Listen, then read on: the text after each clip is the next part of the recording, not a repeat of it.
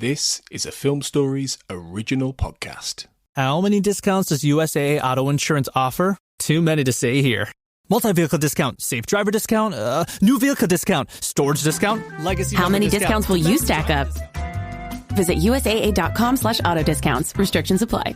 This summer, try the new Strato Frappuccino blended beverage at Starbucks. It's the classic blended iced coffee you know and love, now topped with a creamy layer of handcrafted brown sugar cold foam. Available for a limited time. Your Strato Frappuccino is ready at Starbucks.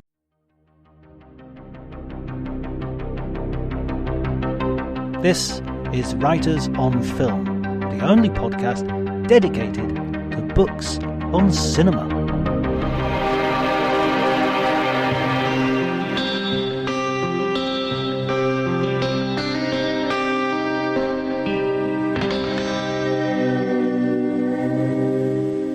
Hello everybody and welcome to Writers on Film. My name is John Bleasdale. I am a writer and film critic, and today I am delighted to welcome back to the show Clark Collis, who was formerly of Entertainment Weekly, is now a freelancer, and has written a follow-up to his Making of Shaun of the Dead book, You've Got Some Red on You, with a kind of contemporary history of the recent wave of horror and the takeover horror has had of the movie industry to some degree. Screaming and Conjuring is the name of his book. The resurrection and unstoppable rise of the modern horror movie. Thank you for joining me, Clark. I'm absolutely delighted. Thank you so much for asking me. And I mean, it says everything in that subtitle, really, doesn't it? The resurrection and unstoppable rise of the modern horror movie. Because, you know, we've all had the moans and groans about superhero movies. But if you sort of look away from tentpole blockbuster and you look at the actual ratio of who's making money out of sort of a lower to mid to lower budget films, then it's really the horror movies which are capable of still doing that. Absolutely. And I have to say, in the 2 or 3 years it's taken me to write this book, that has only become more and more true. I mean, I think if I'd come up with that subtitle, the resurrection and unstoppable rise of the horror movie 3 years ago, I might have thought, I mean, it's sort of true, but like 3 years on, it really does seem like horror is, the one thing, well, not the one thing, but one of the very, very few things that people will now come out to see. I mean, my book essentially covers the years from the period from 1996, when the first Scream film came out, to 2013, when the first Conjuring film came out. But I also, in a sort of a lengthy epilogue, cover the last 10 or 12 years. And this year alone, I mean, you've had Sinners, you've had Final Destination Bloodlines, which was a huge hit, for a film that's like the sixth entry in a horror franchise. As we speak, Weapons is the number one movie in America. It's it's quite astounding, really. I mean, I remember seeing some when I was a kid, when I was at college. I remember watching some show, and it was one of those sort of like Channel 4 shows that was on a Sunday morning. It was like a magazine show, and they did a thing on horror movies. And at the bottom, I think they had a little running ticker, and there was this sort of fact, quote unquote, where it said that no horror film has ever lost money. And I'm not sure that's entirely true. I could maybe name a couple that might have lost money. But I remember thinking at the time, why do they make anything else? Like, why, if you're selling a series of products, one of which always makes money and the others, sometimes they make money and sometimes they don't, why do they do anything else? And over the last 3 years, I've actually become horrified by that prospect, ironically, that I'm horrified that one day I'm going to wake up and Warner Brothers or Paramount are going to, not that it's very likely, are going to announce from now on it's all horror movies. We're not doing we're not gambling our money with anything else. But when you look at, the box office results of the last couple of years, yeah, there's no doubt that again and again with Barbarian and Smile, so many movies, 28 years later this year, again and again, horror has turned a profit. And it's interesting you talk about the superhero phenomenon, because one of the sort of subplots of my book is that traditionally it has often been people who made their Hollywood bones in horror movies that have been entrusted with superhero tales. I mean, the most obvious early example being Sam Raimi, who obviously made the Evil Dead films, and then a trilogy of beloved and hugely successful Spider-Man films. And in the course of my book, you have James Gunn, Zack Snyder and James Gunn, who together made the Dawn of the Dead remake. Then Zack Snyder takes over the DC universe. Then James Gunn takes it over from him. Scott Derrickson, whose first film was a Hellraiser movie, although he prefers to actually say his first film was something else because it wasn't theatrically released, and he's not overly thrilled about that movie. But Scott Derrickson started off in, then goes on to Doctor Strangelove, and again, this happens, and so horror creators, horror directors create this superhero universe, and then what's interesting is that when the whole thing starts to crumble, they all sort of, I don't mean to say they slink back to horror, but they certainly return to horror. Scott Derrickson comes back and to horror films. Zack Snyder makes a zombie film. It's just it's just an interesting sort of subplot that the architects, some of the prime architects of the superhero, the success of the superhero genre have been these horror directors who then actually, when it all starts to fall apart, go back to horror, who welcome them with the horror community welcomes them with open arms. Peter Jackson as well. Lord of the Rings Yes. is one of the most popular franchises ever, and starts with Bad Taste and Brain Dead and Meet the Feebles, which Meet the Feebles is just so good. If you've never seen that, dear listener, you're in for a sick treat. Well, I have to say, Peter Jackson, much like I'm still waiting for James Cameron to go back to making killer robot movies. I've now been someone who watched Brain Dead again and again when I was at college. I've waited a long time for Peter Jackson to go back to making what I think he does the best, despite the huge success of the Lord of the Rings movies. And he has talked about it from time to time. But I think it is difficult for people who've been operating at that sort of level to go back and make, anything, even a moderately cheap horror movie. Although, having said which, James Wan, between making Aquaman and Aquaman 2, made Malignant, which is, it's not that cheap, but it's nasty as hell. And because it came out during COVID, got lost in the shuffle a bit. But to go from he loves horror, but to go from Aquaman to sort of clear your palate with a film about a woman who's got a psychotic tumor living in the back of her brain is quite a move, and I applaud him for it. It's funny as well that the sort of online horror community, I always feel they're very, very defensive of horror, and they're very, especially the prestige of horror. And, we don't get enough Oscars, and we don't get enough awards, and we don't even get nominated for some of these things. And as a big horror fan myself, I always think this is a real misdirected ambition. You don't want to be respectable, surely.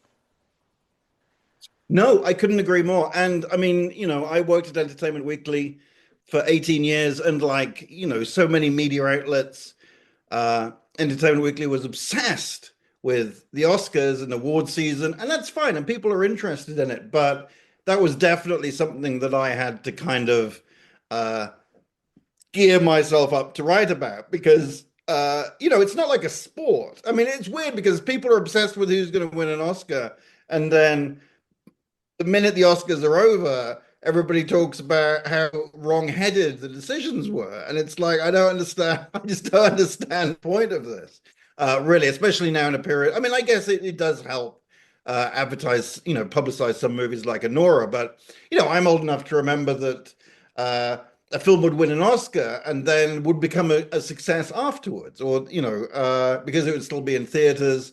And I guess that's true to some extent with streaming and etc. now. But no, I agree. I mean, I agree, but then sometimes I'll sit around and think, oh, so and so should have won an Oscar for, this or that, or, I'll sort of, mentally fulminate. But yeah, it's not something that I lose. It's not something that I lose much sleep over. I mean, like I said, the Oscars seem to me more wrong than right half the time. So it really doesn't trouble me. Yeah, the wrongness is in the DNA from the very beginning.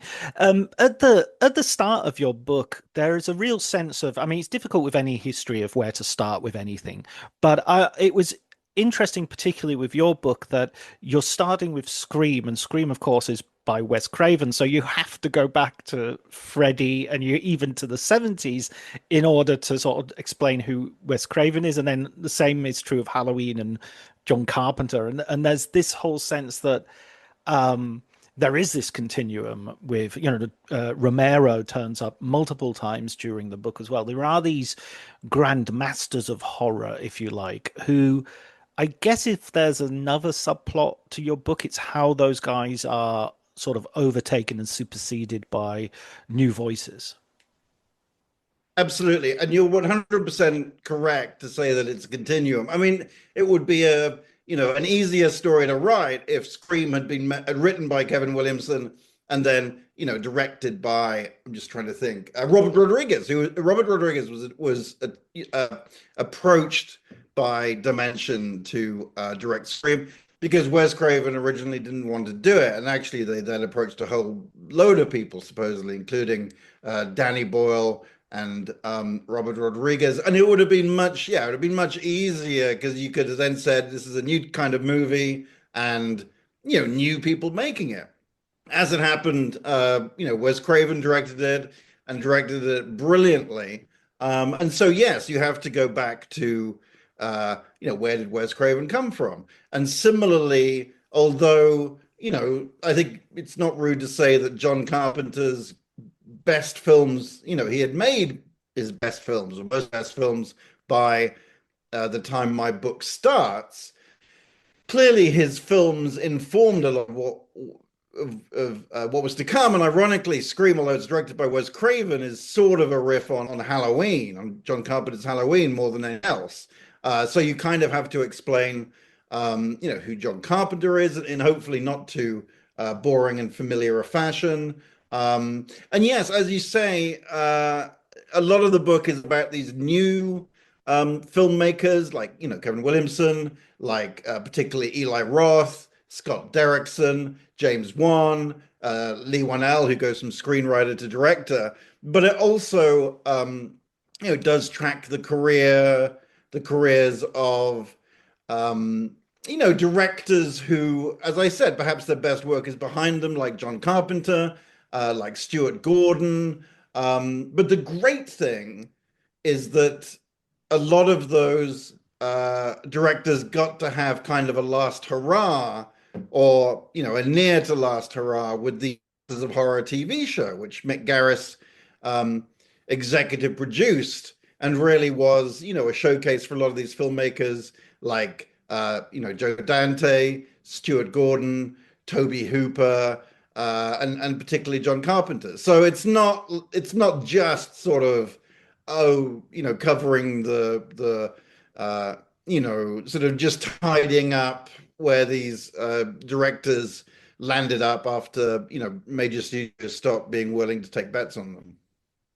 The thing that I also impressed when reading through your book is that there's always this sense that horror movies, I mean, we talk about this quite a lot, just generally in movies in the industry generally, is that there seems to be a lack of original storytelling, that everything is based on pre-existing IP, and horror movies kind of also have that written into its history, and using IP in a way which is extremely flexible, so you can have Abbott and Costello meeting various monsters if need be, and yet there's always this brand new idea that doesn't have to have a good actor, doesn't have to have a name actor, doesn't have to have a name director, but just the idea alone will sell it. And so, I mean, I can't think of a better example of this happening than the Blair Witch Project.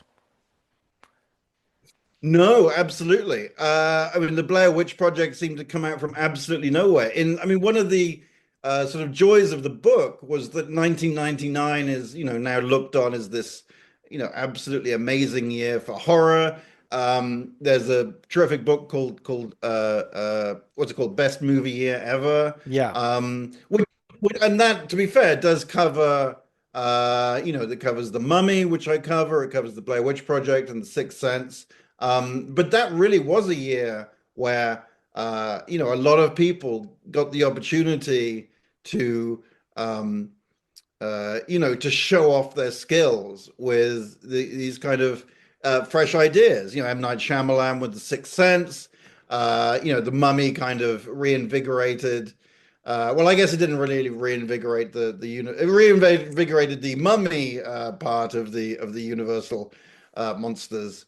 And as you say, the Blair Witch Project. What I find fascinating in retrospect about the Blair Witch Project, and one of the reasons that I stopped the book in 2013 is that I did a cover story on The Crown. This may seem off topic, but I did a cover story weekly about The Crown.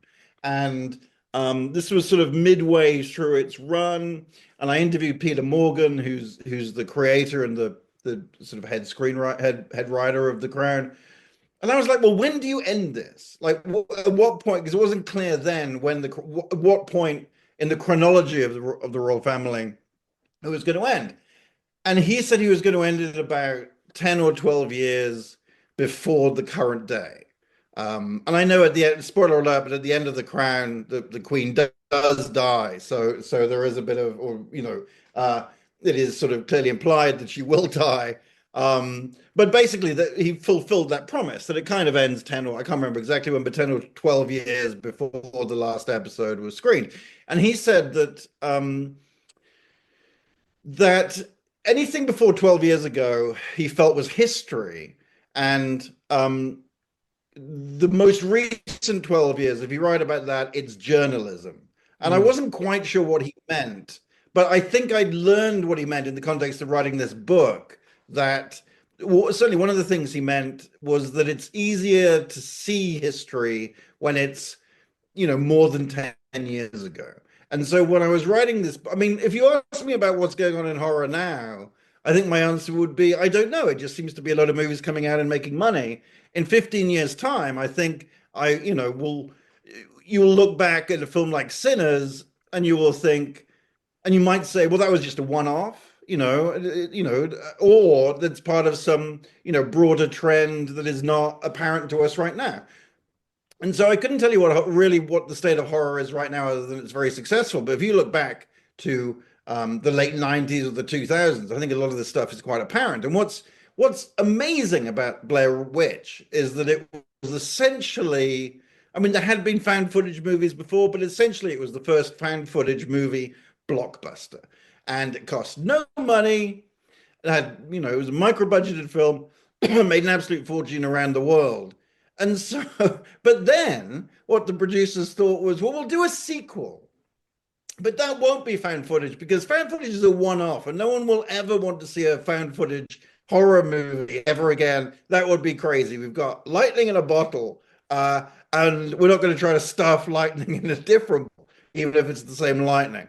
I'm really making a mess of that metaphor. But anyway, so the second Blair Witch horror movie is a much more, I mean, it is a meta horror movie. It does refer to the first film, but it's a much more traditional and, for the most part, not found footage horror movie, which actually turned a profit, I believe, but was in no way as successful as the original Blair Witch Project. And so the whole found footage project, the idea of making found footage movies, I mean, you can't even say it was abandoned because it was never picked up in the first place. It was just the Blair Witch Project was regarded as this unrepeatable one-off film until 6 or 7 years later, when now admittedly, everybody's got a almost increasingly everybody's got a camera, a film camera in their pocket, essentially.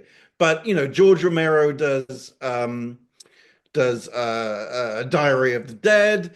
There's Cloverfield, Paranormal Activity, particularly, and suddenly the whole horror scene is awash with found footage horror movies, and it's fascinating. One of the things looking back is it's fascinating to note the trends, but it's also fascinating to note the trends that kind of had, in particular in this case, they had like a false start, and then 6 or 7 years later, everybody was like, "Huh, I don't know. I mean, people saw the Blair Witch Project. Maybe we should try to do that again." Yeah, and the Spanish film Wreck, which you talk about in your book, I remember being particularly terrifying. And I think they continued. I think Wreck and Wreck 2 are almost a continuous story. And then Wreck 3, they sort of start as found footage, and then halfway through, they sort of drop found footage, and it becomes like more of a normal um, horror movie.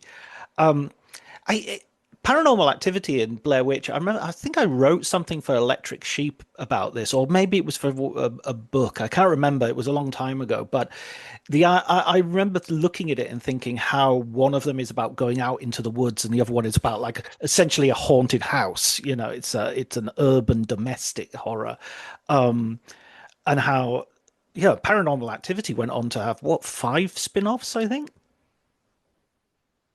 Well, this is what I have to say. You'd think I would know, but there comes a point where I'll almost have dreams where all these franchises and numbers are dancing about in my head.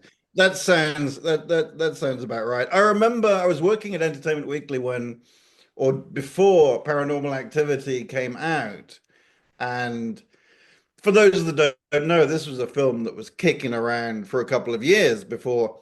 I mean, not kicking around, but Jason Blum. This was a film that essentially launched Jason Blum as a horror producer, and he didn't produce the film in the sense that he was on set or anything. It was finished by the time he sort of joined the project, and then he spent an awful long time trying to get a theatrical release for it. Because, as I said, people didn't think that those kind of fan footage movies, with exception, people thought that the Blair Witch Project was a one-off, not to be repeated, blah, blah, blah.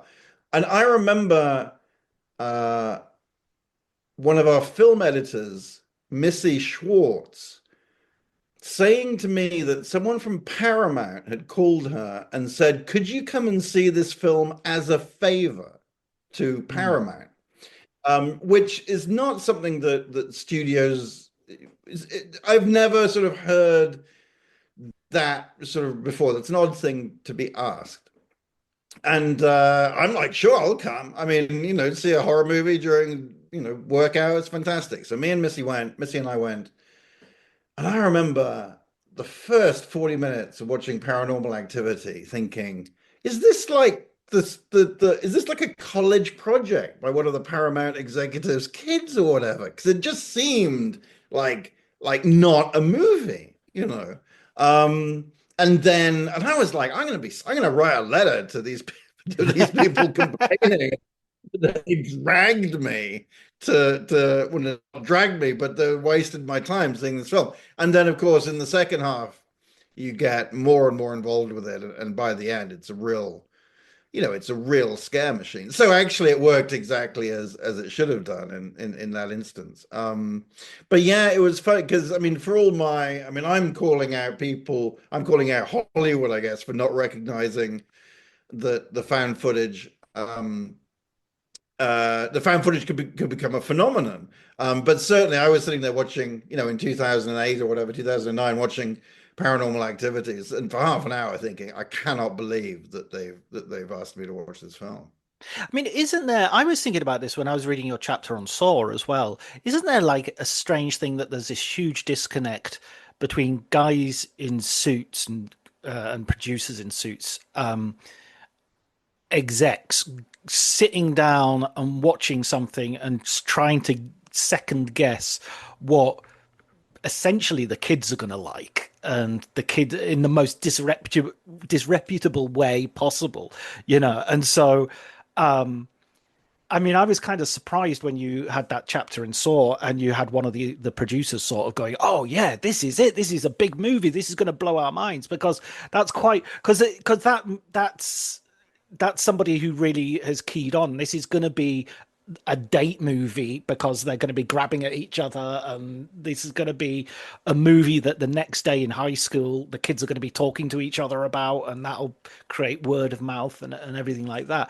And it seems like those two worlds are quite far apart, Hollywood making decision makers and the vast number of horror fans who are going and doing and buying tickets. I think that's true. I mean, Saw is a fascinating story. And Saw was released by Lionsgate, which was like a new company, which was established in the mid 90s by a Canadian businessman who just, from what I mean, he was a big film fan. He woke up one day and he's like, Canada's going to have a major studio, just like Paramount and Warner's. And although it was actually largely based in Lionsgate, pretty soon was pretty much based in Los Angeles. But he was like, great, we're going to release all sorts of films. We're going to make all sorts of films. And now, of course, people know Lionsgate principally as, I guess, the studio that makes John Wick movies, as well as a lot of other films. But the sort of early releases, I mean, there are new studios, so and they're underfunded, really, certainly compared to the Hollywood majors. And so they're scrabbling around, they're getting this, and then they're releasing dramas and sort of indie comedies and this and that. And they do release a couple of sort of horror films. They release in 2000 American Psycho, which I guess you could call a horror film. And indeed, I write about it in my book. And then this great underseen movie called Frailty, starring Bill Paxton and Matthew McConaughey. But they're not really in the horror business, but they're not really in any business. Monsters, they have Monsters Ball, which wins an Oscar for Halle Berry. But they don't I mean, I interviewed a lot of people at Lionsgate, and they all made clear pretty much that they thought it was a miracle that the company, that the company still existed. When they went away for the weekend, they were always half expecting the company not be there when they came back, and then they get their hands on. They buy Saw, and Saw was this tiny little, movie made for $1 million, written by Lee Whannell, directed by James Wan. These two Australians who'd come to Hollywood and struck a deal with this new company called Twisted Pictures. And I mean, for those unfamiliar with the first film, it's very different from the movies, the sequels. There's a lot less kind of gruesomeness and torture in it. Yes, someone does cut off their foot with a hacksaw at the end of the movie, and yes, you will believe that it's on screen, but it is actually not on screen. I mean, it's much more of a James Wan. I mean, they kind of planned it as a Hitchcockian thriller, and in many ways it is. But I mean, it's interesting because yes, you're right. It's easy to say, well, these creative people know what they're doing, and the suits don't. But actually, James and Lee, when they made Saw, I mean, they were thrilled at the idea that possibly it would be released straight to video, essentially. They were like, that's what would have made them happy. That we've made this movie for $1 million with, some sort of stars. I mean, no offense to Danny Glover and Carrie Elwes, but, these aren't huge box office names. And they're largely only in the movie because they were managed by the people that ran Twisted Pictures. So they finished this film, and they're thinking maybe it'll be released in some cinemas, but it's basically a straight to video play. And then some of the executives start seeing it, and they're like, holy crap, this could really, really work. And you've got to look at it from their point of view. And then they, a lot of people at Lionsgate were not in favor of releasing it wide, and they insisted on screen tests, and the screen tests they had scored very highly, and then they accused the producers at Twisted Pictures of filling the screen test with people that they knew, and so they did like another screen test in Las Vegas, which scored even higher, and eventually they sort of agreed to give it a. I mean, it's interesting because there were definitely executives at the company that were like, this could be big, and there are other executives that just had a great sort of distaste, I think, for the idea of, this kind of low budget horror movie, and it probably wasn't what they, it wasn't a film that they would have been proud to talk about at a dinner party. This was very much a low budget film, and then they release it and it becomes a huge, huge hit. And the second film, Saw 2, is an even bigger hit, and I think Saw 3 is an even bigger hit than that. And then they also have Eli Roth's Cabin Fever. They distribute Eli Roth's Hostel. They have the Rob Zombie movies, House of a Thousand Corpses and The Devil's Rejects. And so suddenly this company, which the people that made the company imagined, would probably become well known for dramas and comedies, it's suddenly very much in the horror business, almost accidentally. I mean, I say accidentally, but also because certain executives knew that you could always turn a profit on horror. I mean, not as big a profit as they were able to, they didn't imagine they'd be turning this much profit on it. And if you look at the sort of, the articles about Lionsgate from in financial magazines from the time, it's all like either Tyler Perry movies or what came to be known as torture porn movies. It's like Lionsgate's exploding, but because of these two types of films, which, had not been in anybody's diary, as they say these days, when the company had been set up. It is. I mean, it's kind of coming back to that prestige idea as well. There is this thing about horror that, I mean, I remember arguing on the internet that almost every other genre, perhaps with the exception of porn, everybody likes every genre. You like comedies, you like drama, maybe fantasy, science fiction, or war. You're not so hot or cold about, but you'll give them all a try. But horror is one of those things. If you don't like being scared, if you don't like going on a roller coaster, you're not going to watch it. And it doesn't matter if it's a good horror or bad horror. In fact, if it's a good horror, it might be worse than if it's a bad horror for you. So in a sense, it does have that element of already sort of becoming a fraction of an audience rather than everybody. And yet that fraction of the audience is hugely loyal. Well, it's hugely loyal, and also, as it turns out, it's huge. I mean, it is. The question that people are always asked is, people who write this kind of thing is, well, why do people like horror films? And I guess it's a reasonable question. It's not one that I cover, but it's a question that's only of interest, really, to people who don't like horror films. I mean, it's not something I've ever heard people who are into horror discuss. And it's not something that's covered in my book. And I think, I mean, if you want an answer, I mean, there are many answers. For some people, it is cathartic. For a lot of people, I think it's, a good thing to see on a date. It's interesting because the thing with horror is that it's both can be very original, but also very unoriginal. It's fascinating. There is that dichotomy that people go to see Weapons and then they're like, well, let's make a prequel, which I think they're talking about doing. And I'm much less interested. I mean, I would definitely go and see it. I hope it's great. But I am personally much less interested in franchise continuations. I mean, every time there's a Friday the 13th, people write their list of favorite Friday the 13th films in order, and I just have no interest in that. I like horror because I like being surprised by it, I guess. And also, people seem to think, no one ever says, why do you go to a comedy? Because Right. people who don't like horror, I think, are like, well, laughing is good and screaming is bad. But I don't really look at it like that. I think they're just the opposite sides of the same coin, that it's fun to have that sort of reaction, whether it's laughter or screaming or being frightened in a controlled environment. And I think that's the main reason why people like horror. So having said I'm not interested in the topic, really, I've now talked about it for 5 minutes. Well, let me relate it to something else which is in the book, which you do talk about, which I think is it's the sort of political historical context of these years, without sounding too Radio 4.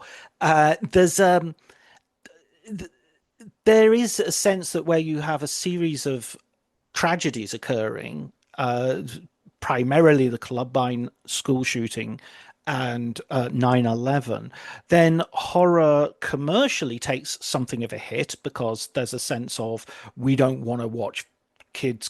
Wes Craven says about taking over Scream. I'm not interested in making a film about kids killing kids. And when it comes to 9/11, similarly, there's a sense that we need something which is more uplifting, and we don't want to necessarily.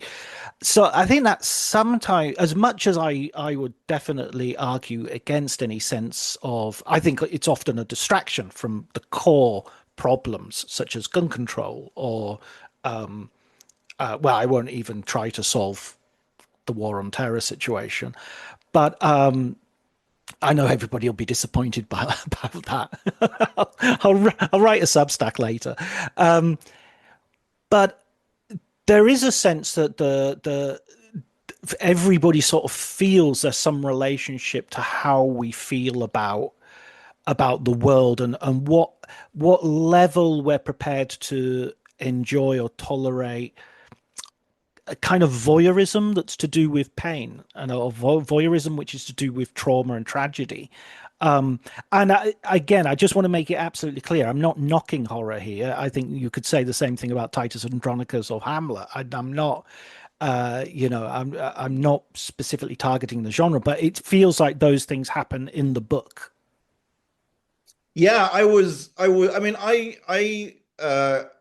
mean, one of the reasons I decided to cover this time period is that this was really, certainly the 2000s, was a period where I was watching a lot of horror movies and talking to a lot of horror, people. And I don't remember at the time thinking, oh, well, here's like the third horror movie I've seen this year, which pretty explicitly references the Iraq War. But looking back, I was quite stunned by how many films did. I mean, there's this whole theory that the rise of extreme horror in the 2000s was sort of inspired by, or certainly its popularity was inspired by the images that people were seeing on television, that people are seeing real life horrors on television. And so you need to up the ante somewhat in the horror films that people are seeing. And that's a reasonable argument, but I was quite surprised by how many directly reference the Iraq War. And it's interesting because if you look back at a lot of the kind of dramas that deal with the Iraq War, that's their subject, or the war on terror, then a lot of those are kind of unsuccessful films. Whereas horror, of course, can sort of do it incidentally. I mean, if you look at the remake of, or if you look at the second, this goes back to the numbers, but if you go back to the second if you go back to the remake of The Hills Have Eyes 2, it's about, I mean, it couldn't be clearer. It's about a group of hapless, I believe I recall the National Guardsmen or soldiers of some stripe in the desert being horribly brutalized and murdered by mutants. Now, I'm guessing the financing studio didn't care who was being, as long as people were being murdered, Wes Craven could make those characters whoever he wanted, and thus was able to make them National Guardsmen, and thus make the whole thing an allegory about the Iraq War. But it's interesting how quickly, I mean, the thing about horror is because they could just pivot really quickly. And in a great example of this is Grindhouse. In Robert Rodriguez's half of Grindhouse, Planet Terror, he had written that script in the late 90s, and when they actually came to make the movie, it was post 9/11, and so he has uh there's a band of soldiers that that contract some awful mutation, and in the finished version, they've just come back. They get the get turned into zombies essentially, while killing Osama bin Laden fictionally. I mean, he was still alive in the world, and I'm not suggesting that's a fantastic philosophical comment on world affairs by Robert Rodriguez, but in a sort of Roger Corman type fashion, I think horror sort of marks those periods of time in a way much more effectively than any other genre. Yeah, it's kind of because it speaks to the unconscious as well, and it's that the idea that maybe even if you're not aiming for it, you're better at doing it. Yeah, You can sort of ricochet. You sort of kill someone via the ricochet rather than aiming for the head, so to speak. yeah, absolutely. So, as we go towards the present, I mean, we've mentioned Eli Roth a few times and the whole torture porn thing, and you're kind of quite focused on American horror, but of course, the French extreme period also comes into this with High Tension, which gets an American release, and the director goes on to then make some American horror films as his career continues. That interplay between, I think that feels to me to be new, that horror has become much more international than, or internationally available than it Yeah. seemed to be when I was growing up as a kid, 1980s, and getting the VHS from the top shelf of the local Shell garage. For sure, absolutely. I mean, just the technology allows that, and I mean, this is a book that is centered on the American film industry, uh, because I had neither the knowledge nor the space, or nor the page count to deal with what was going on in France, what was going on in Japan, what was going on in South Korea, what was going on in a half a dozen other locales. Now, I do mention these films, but mostly in the context of how either those films influenced Hollywood, or, as you say, filmmakers like Alexandra Aja would then went to make um, American movies. I mean, but there's nothing. I mean, the great thing about foreign horror to me is that you just sense that they're not like they just don't obey the same rules, or even a Mm. cognizant of the same rules as Hollywood filmmakers. And part of that is also, I think, the often you don't know who these actors are, you don't know literally where you are. So I mean, as I said, what I love about horror is that anything can happen, and I think that's doubly the case from my point of view, in quote unquote foreign movies. The story of High Tension, I didn't know anything about, really. I just remembered High Tension, haute tension, I believe, as the French undoubtedly would complain about my pronunciation of that. But all I knew was that it was a French movie, that its kind of name was more like it had a familiar name, and I had seen the film, but as it wasn't a hit, or really had seemed to be distributed at all, from my memory, I wasn't really sure why people knew about it, frankly. And then when I went into it, when I looked into it, it's just a fascinating story that it was bought again by Lionsgate, and the idea was that it would be one of their sort of like art house releases, and then the chief marketing executive at Lionsgate took the lead actress out to the desert and took these spectacular images of her with like a club with barbed wire, and and then blew up one of those images and stuck it on his wall. And then another executive came in and went, "That's a wide release movie." Now, High Tension is a great film, but it's a great film with a really weird twist that I think, which I won't spoil, but will definitely leave a lot of people thinking, WTF? What on earth is going on? And does this mean that everything I've seen before didn't happen or is nonsense or whatever? And that's one of the reasons I think it's a fascinating film.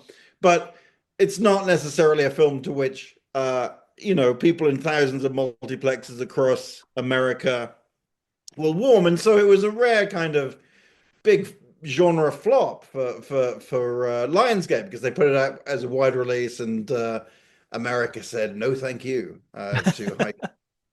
And so it then just disappeared from screens. Whereas I think they now admit that if they'd put it out as an art house film essentially, and then maybe platformed it a bit, then it would have been much more successful. I mean, I have to say the great thing about looking at these movies is, I think, like, to the non-horror fan, people are just like, all these films are the same.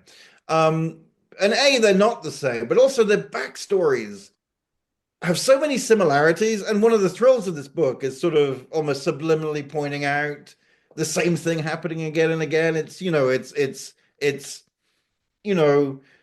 some people with a dream and very little money making a very cheap movie that then becomes a huge success and inspires 17 sequels.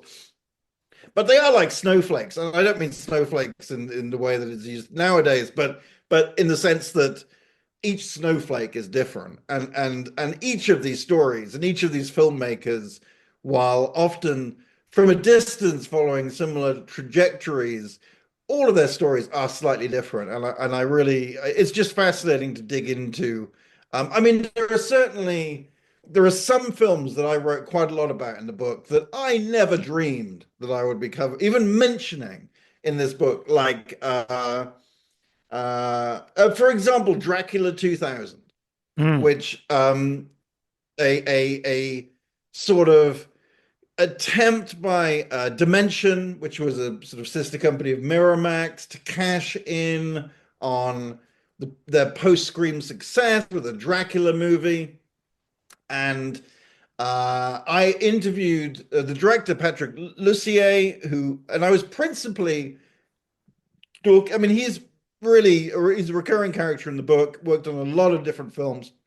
But I was interviewing principally because he was Wes Craven's longtime editor, worked on the Scream films, and I kind of wanted his reminiscences about that, which I got. But then he started talking about, I mean, I asked him, but he started talking about Dracula 2000 and how it was, I think it was his second film as director, and Bob Weinstein basically said, we want to do a Dracula movie. We're going to call it Dracula 2000. And Patrick was like, well, all right, what else have you got? And Bob Weinstein was like, that's it, basically. The other thing is, it has to be out in 9 months. This was at the start of 2000, I guess. Or was it called Yes, the start of 2000. It had to be out before the end of the year. And so it just became this absolute nightmare for Patrick, where, he writes a script, co-writes a script, and then, as usually happened with the Weinsteins, it gets rewritten and rewritten and rewritten. But he's like very conscious that he's going to finish this film by the end of the year, and this is and it's still being rewritten. It just becomes the whole nightmare. Although, what was interesting, so the interesting coda about that is, in some countries, it was released the following year, where it was called Dracula 2001, and you think, well, really, they could have just phoned this.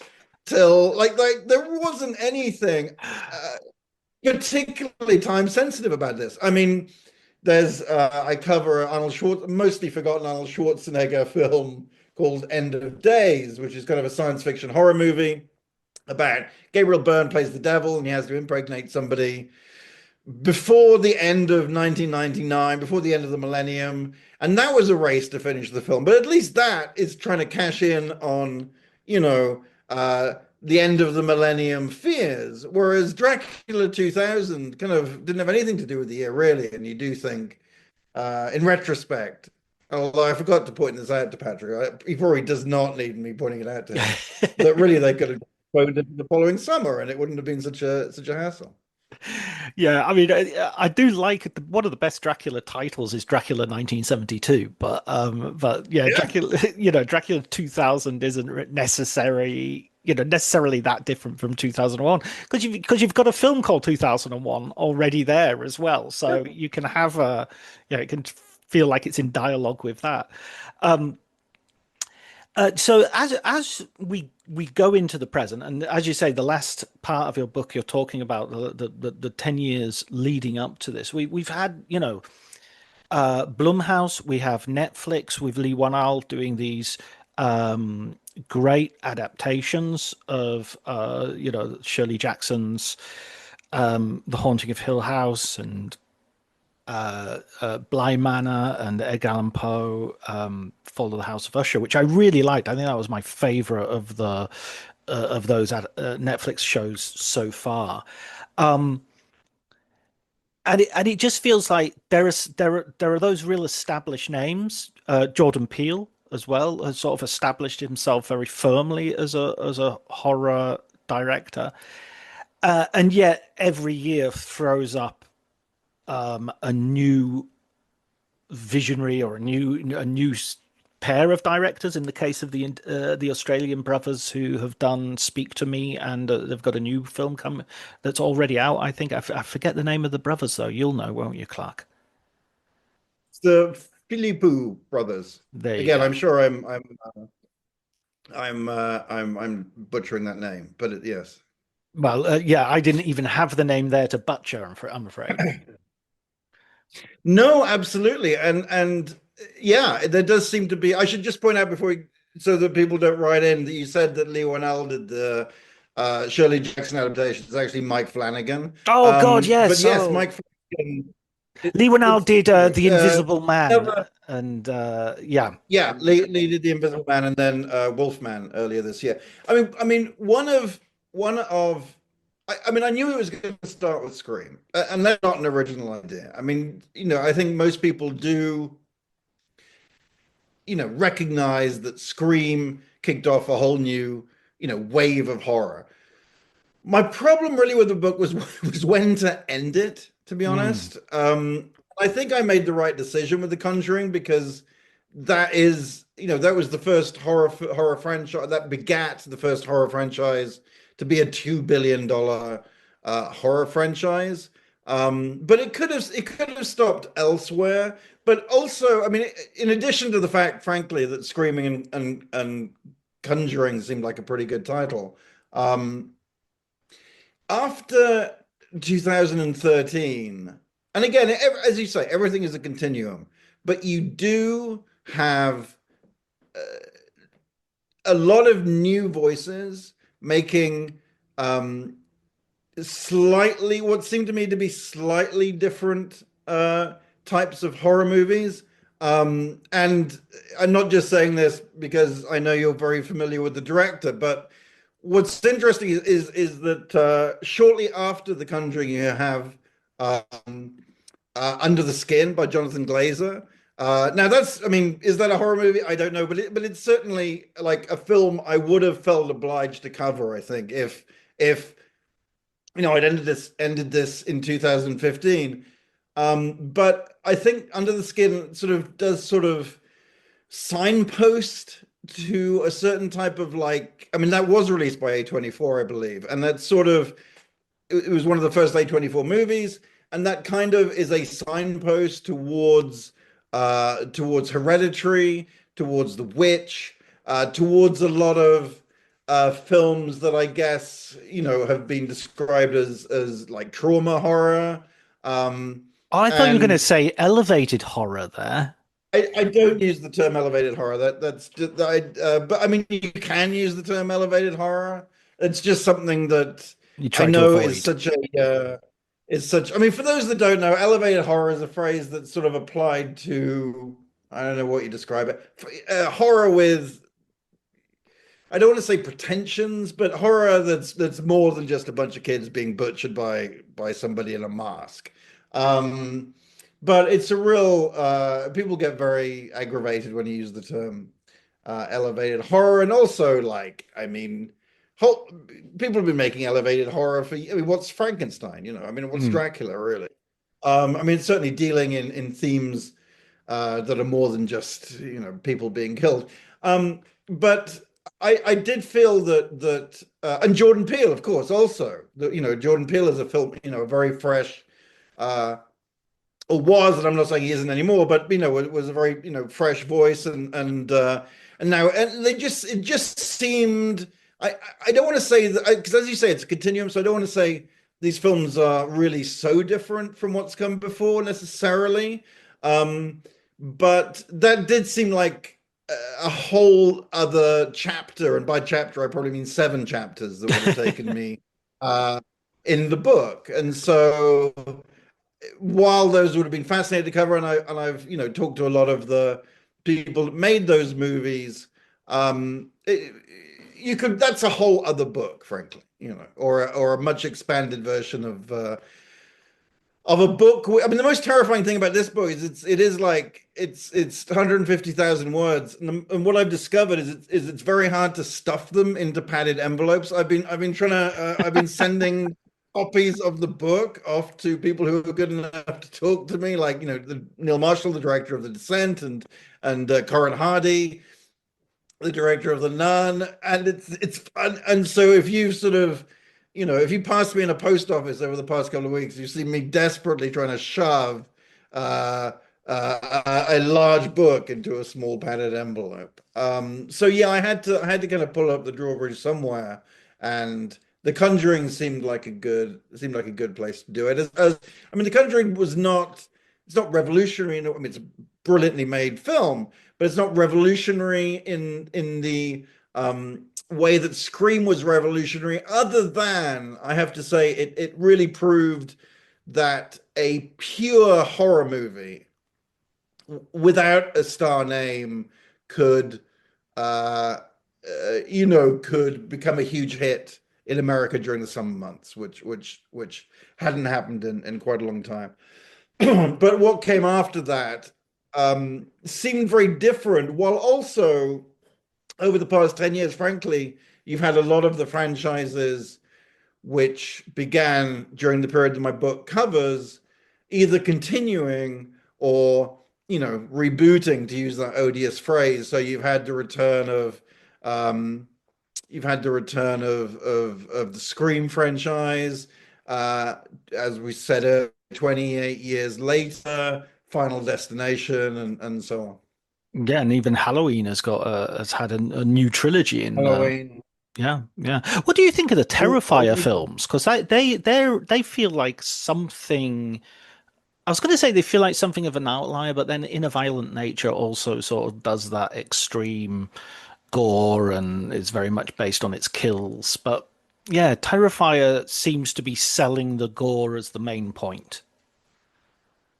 Funnily enough, well, yes, that's absolutely right, and that does seem like a throwback to the very much to the 1980s when it's all about the kills, and it's quite refreshing in that way. I'm just sort of grinning because Lincoln Center in New York is a very fancy you know, art center. I mean, calling it an art center doesn't really do it justice, and it's the kind of, you know, it's where the New York Film Festival is hosted essentially, and you know, you have very fancy premieres there. But around this time every year, they have like a little horror film festival, essentially, where they show new horror movies.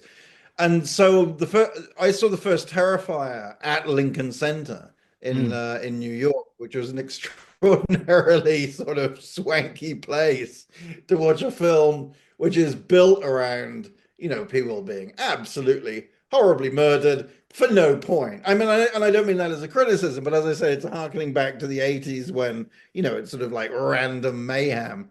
So I've always had a soft spot for it. And again, I mean, I mean, that's just the great thing about horror, that it can sort of shake, you know, you can get these tiny movies that then become absolute box office hits. I mean, I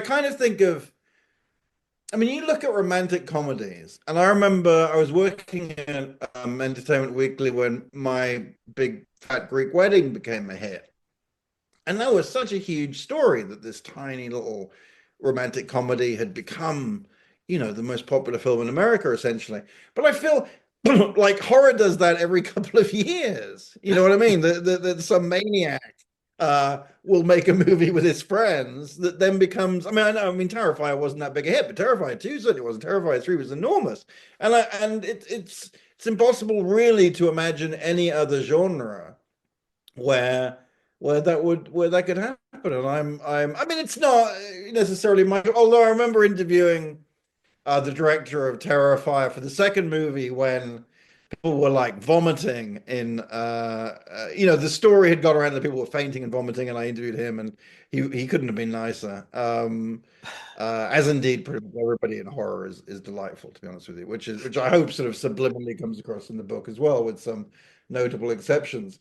Yeah, I mean, I don't necessarily watch horror movies for the kills, but I think this is also clear in the book that this isn't a book where I am judging these films. Right. This right. isn't a book like I'm not. This is not a book of people must be. I mean, given that I don't discuss why people like horror or offer critical assessments of the movies, people must wonder what on earth this book is about. But it's about how these films can, sort of happened. But yeah, it's not real. It's just I didn't want it to be a book where I expressed my own personal opinion about these films, most of which I saw like in office hours and was for free, or certainly, I could expense the ticket. So I was always happy watching all of these films for the most part. You know what I mean? I'm like, this is great. This is great. But I obviously rewatched a lot of these films when I was writing the book, and I was surprised by how many, and indeed pretty much all of them stood up. Yeah. I remember rewatching The Descent. I mentioned Neil Marshall earlier, with my girlfriend who hadn't seen the film, but we were watching it. We were watching it on the computer that I'm speaking to you on now, which is like, a totally run-of-the-mill Mac PowerBook whose screen could do with a clean, to be honest with you. I mean, if Neil Marshall had seen the conditions under which I was watching his horror masterpiece, I'm sure he would have been horrified. But there was a point in that film when we both literally jumped from the sofa to an almost standing position in absolute shock and horror. And not that it's just a film about jump scares. It's about a lot of things. It's just a great movie. But yeah, I was surprised, maybe not surprised, but I was certainly pleased how many of the films from the era 100% stood up. Yeah, yeah. No, I mean, if you allow me, and I hope this is a description that does justice to your book, but if people want to know what type of book your book is, it felt to me like a sort of raging bull's easy rider for the horror world of that period, so that you feel how those productions affect each other, affect the world, how the people making these films get them made, the behind the scenes feel, and ultimately the sort of reception and the success or otherwise of the films as well, and a real sense of the personalities involved. So in that sense, I felt it's a really entertaining read. It's really difficult to put down. You're constantly turning pages, and if you're like me and you have a passion for horror, then it's so great to sort of see behind the scenes for these films that you kind of know on a I was going to say superficial basis, because it's not superficial you watching the movie, but you know it from watching the movie. You don't know what went into to the actual development and the creation of these films. Yeah, well, that was. I mean, certainly, I was thinking about Raging Bulls, Easy Riders. I have to say, there's 99.9% less cocaine usage in my book, which I guess sadly or not sadly, mostly because I think the people certainly in their early days could not afford that. But yeah, that was certainly a thought, and I just wanted to. I mean, you talked a little bit about how horror is not regarded that highly necessarily in Hollywood. And I just wanted to write a book, I guess, that treated the genre in the same way that you would treat, uh, those films from the 70s, or a book about thrillers, or a book about, comedies, or whatever. I think it's sort of my attempt to, I mean, I don't want to say I'd give the genre respectability, because there's a lot of pretty, I mean, this book has like 5 pages on the Human Centipede franchise, so I'm not gonna say it's without its sort of disreputable elements, I guess. But no, I think it's just sort of worth. I just wanted to treat it in the same, look at as you said, look at the political, the broader world, look at it almost as a business story, and also uh, I mean, I'm not there. I mean, it is the horror community is something of a community, both in terms of fans and creators, but also that people. I think it is a genre where people work together in various ways. I mean, one of the sort of great interviewees for the book was Greg Nicotero, who is this legendary makeup effects, special makeup effects artist, and also producer and director. And he's one of the, you know, main creative forces behind The Walking Dead franchise, but also his, career stretches back to Evil Dead 2. And I had him on. I mean, I've spoken to him before. He's a lovely gentleman, as well as being hugely talented. But I did, a lengthy interview with him, almost just sort of shouting film names at him, and got lots and lots of great quotes, and really couldn't have featured any more quotes from him in the book. But I mean, I must have spoken to him about 12 films, and I could have spoken to him about 12 completely different films that he worked on, because, he has worked on so many. And so it was fun to kind of, when possible, tie this all together. With that is helped by the fact that the Masters of Horror, which was first a dinner and then a TV show. I think it's the only dinner that's ever become a TV show. That was sort of an arena where people do hang out with each other. And one of my favorite stories of the book is I interviewed Darren Bousman, who has directed many movies, but directed Saw 2, Saw 3, Saw 4, and is an absolutely fabulous interviewee.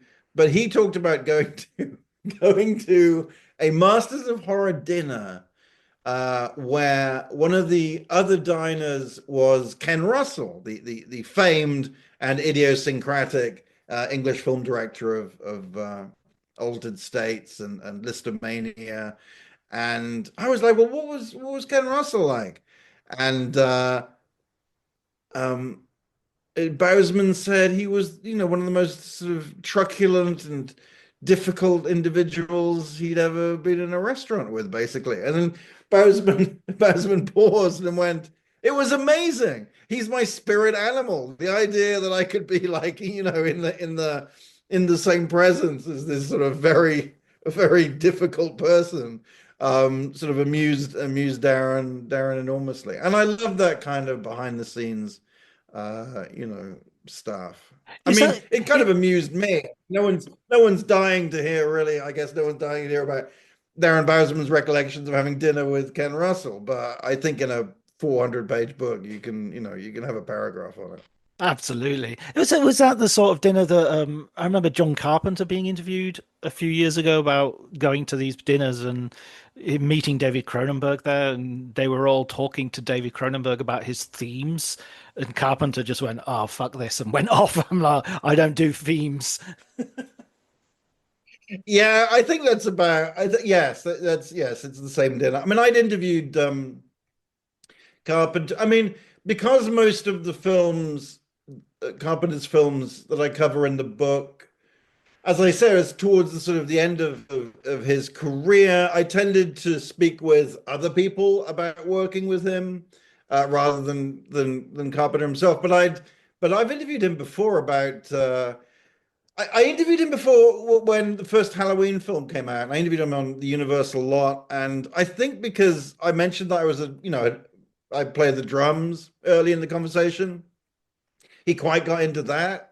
And or rather he quite enjoyed that fact. And this is in the book, but he explained to me how he came up with the 5/4 time signature for the Halloween theme, and he can be Oh yeah. quite jolly. Well, maybe jolly is expressing it, but if you sort of get him on something he wants to talk about, he is he is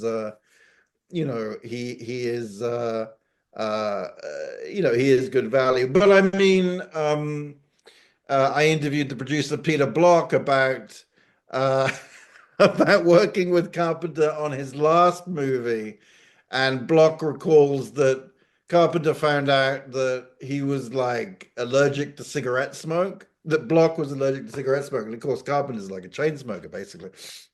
And on the second day or whatever of a shoot, Block turned up to find that they built some sort of airtight like cube for him to sit in some distance away from John Carpenter. And this was where Peter Block was supposed to almost like a boy in the bubble situation where he was supposed to sit. But he said, because he was such a fan of Carpenter, he said, it was like going to see a concert and your favorite rock star spitting on you basically, and people would be like, oh, it's disgusting, and Peter Block was like, no, that would be amazing. So he said he was very happy with the situation.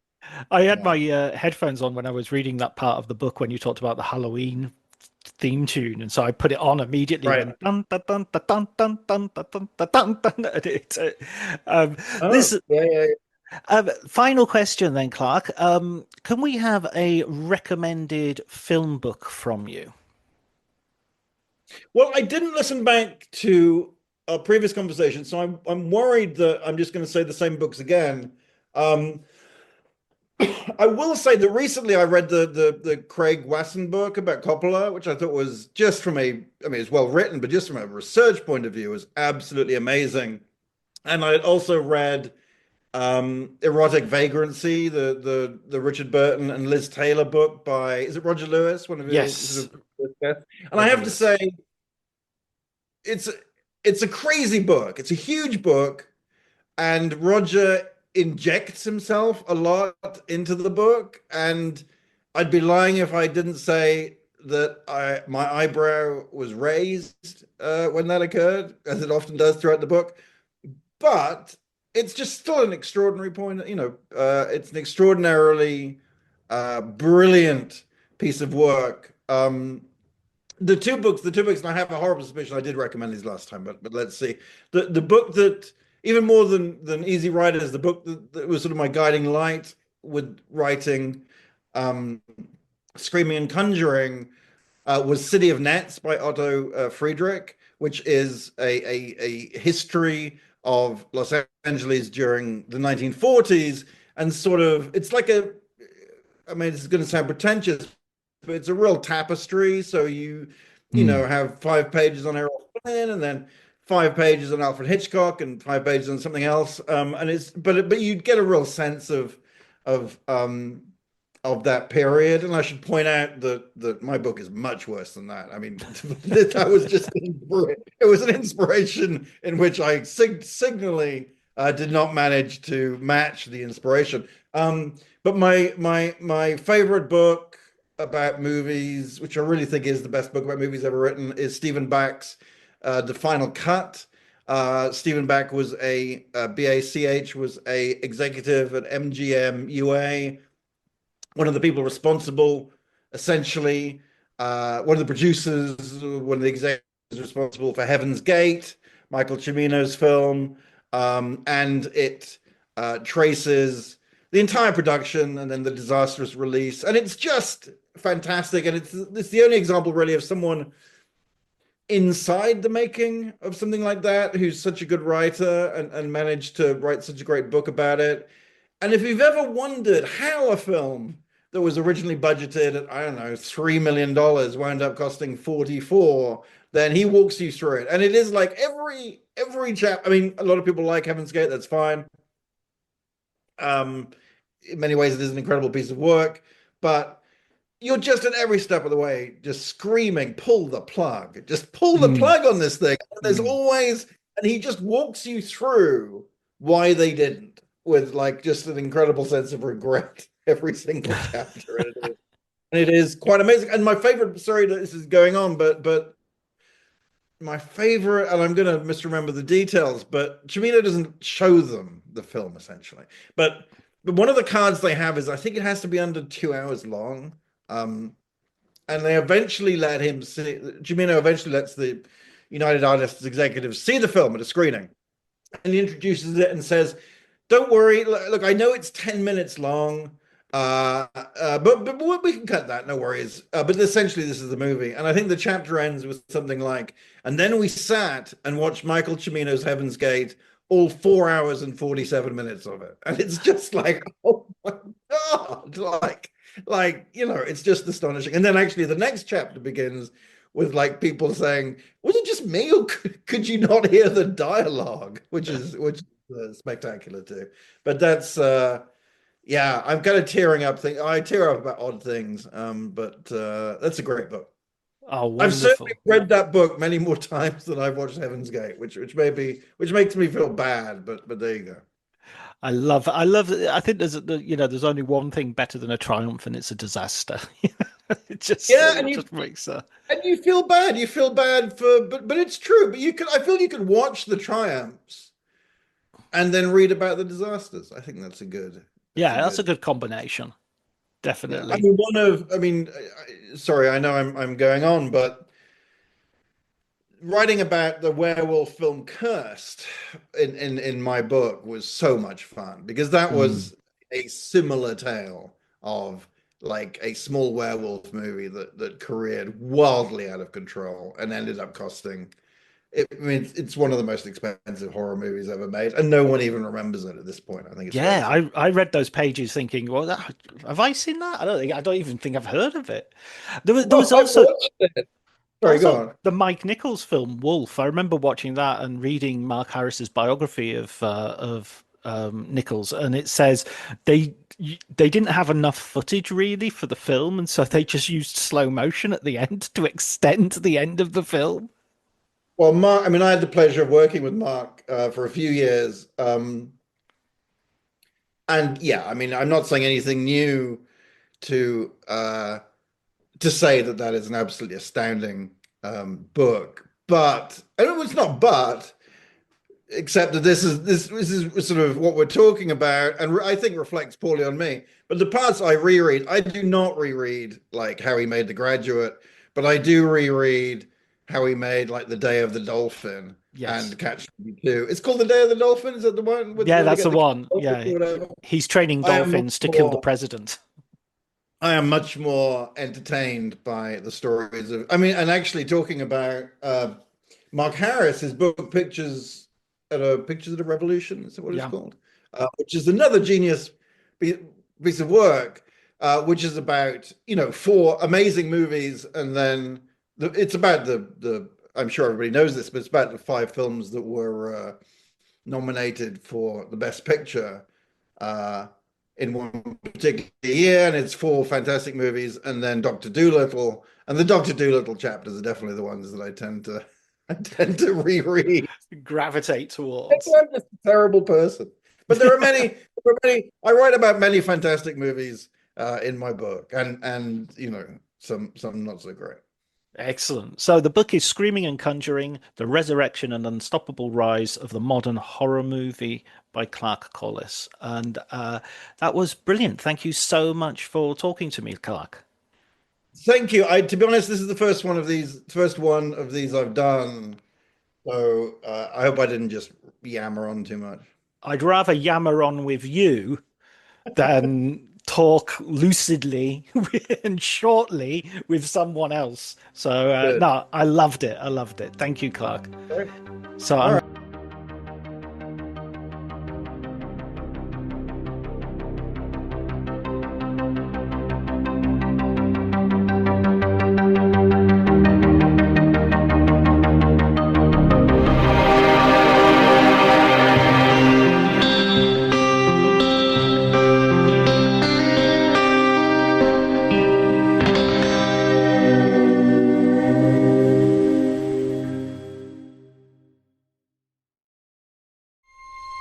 This episode is brought to you by FX's Alien Earth, the official podcast. Each week, host Adam Rogers is joined by guests, including the show's creator, cast, and crew, in this exclusive companion podcast. They will explore story elements, deep dive into character motivations, and offer an episode-by-episode behind-the-scenes breakdown of each terrifying chapter in this new series. Search FX's Alien Earth wherever you listen to podcasts.